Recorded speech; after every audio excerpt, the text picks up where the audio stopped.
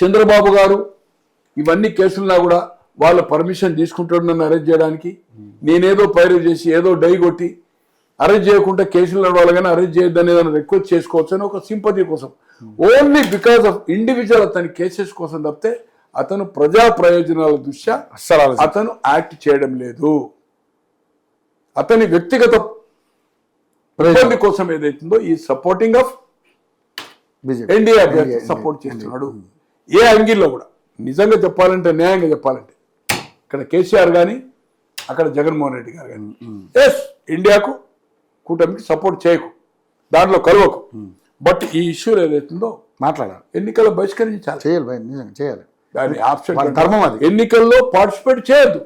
They will not vote. ఈయన 4 ఓట్లు కానీ ఆయన 9-10 ఓట్లు కానీ నో అంటే గౌరవం ఉంటుంది ప్రజల్లో ఇద్దరికి.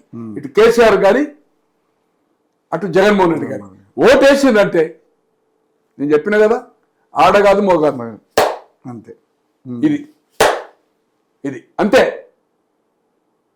అరే షుడ్ టేక్ ద డిసిషన్. నీ పార్టీ ఎట్లా గ్రోత్ ఎట్లా పెరుగుతుంది? అవును సార్, పెరగదు కదా.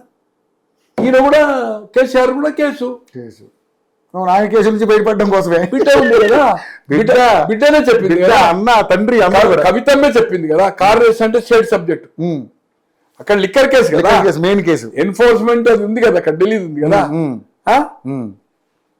ఈడీ ఎన్ఫోర్స్మెంట్ ఉంది కదా, ఇక్కడ గవర్నమెంట్ మనీ ఉంది కదా, ఇక్కడ కాలేజ్. ఈయన కేసు ఆయన కేసు. వీళ్ళు ప్రజా ప్రయోజనాల వ్యక్తిగతం కోసము లబ్ధి జగన్మోహన్ రెడ్డి గారికి, జగన్మోహన్ రెడ్డి గారి తండ్రికి కాంగ్రెస్ పార్టీ జరిగింది.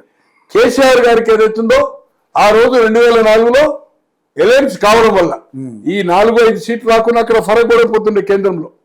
ఎందుకంటే 39 సమాజ్వాదీ, 21 మన బిఎస్పీ అంటే 56 కమ్యూనిస్టులు, 116 ఉంటేనే యూపీ అయింది. ఈయనకు వచ్చిన 5 సీట్లే కదా. ఎలయన్స్ లేకుండా కాంగ్రెస్ ప్రభుత్వం వస్తుండే, దాంట్లో ఏమాత్రం అవ్వలే. బై ఎలక్షన్ లో పోటీ చేస్తే 17 ఎన్ని వచ్చినాయి? 8 కదా.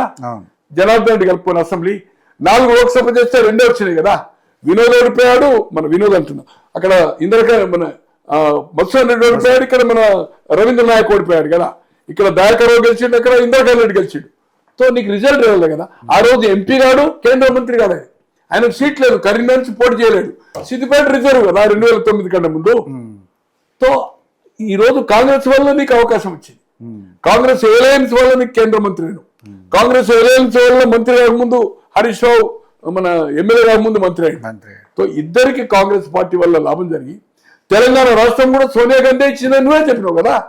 సోనియా గాంధీ ఇవ్వకపోయేది పార్టీ నష్టపోయింది. ఆంధ్రలో పోయింది, తెలంగాణ అయితే కలుస్తూ ఉంటే తెలంగాణ కూడా నష్టపోయింది కదా. ఈ రోజు 2 రాష్ట్రాల్లో నష్టపోయింది కాంగ్రెస్ పార్టీ కదా.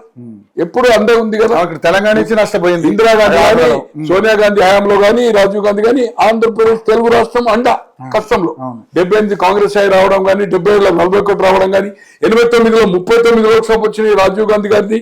400 చిల్లరకెళ్ళి 180 వచ్చినప్పుడు ఇక్కడ నుంచి 39 టీడీపీ 2 34 నుంచి 2 సో అటువంటిది ఈ రాష్ట్రాన్ని పొడగొట్టుకొని మీకు ఇస్తే మీరు ప్రశంసించి ఇంటికి పోయి అసెంబ్లీలు తెప్పి ఈ రోజు నువ్వు ముఖ్యమంత్రి మీరు ఇంత 1000 కోట్లు సంపాదించిన బికాస్ ఆఫ్ కాంగ్రెస్. అటువంటిది మీ కేసుల కోసం ఏదైతుందో ఈ రోజు దయ కొడుతున్నారు బీజేపీకి. సో జగన్మోహన్ రెడ్డి గారు కూడా నేను అనుకుంటా ఏ పరిస్థితిలో అతను ఎన్నికలు బహిష్కరించాడు, ఆప్షన్ అంటారు అది. బట్ ఈ విల్ ఓట్ ఎన్డీఏ అభ్యర్థి చేస్తాడు. ఈయన 50-50 ఛాన్స్. ఎవరు ఇక్కడ ఈ 4 ఓట్లనే కనుక 50-50 ఛాన్స్. ఫేస్ సేవింగ్ చేసుకోవాలి, లేకపోతే ఇప్పుడు కాంగ్రెస్ బీజేపీ ఒకటే అంటుంది కదా, వీళ్ళు మోడీ రేవంత్ ఒకటి అంటున్నారు. ఇదైతే ఏం జవాబు చెప్పగలుగుతాడు ప్రజలకు? కనుక దీన్ని ఏదైతుందో నేను అనుకుంటున్నా 50-50 ఛాన్స్. ఎన్నికలు ఓటింగ్ పార్టిసిపేట్ చేయకపోవచ్చు అని నాకుండే. అదే sir. Thank you sir, thank you so much.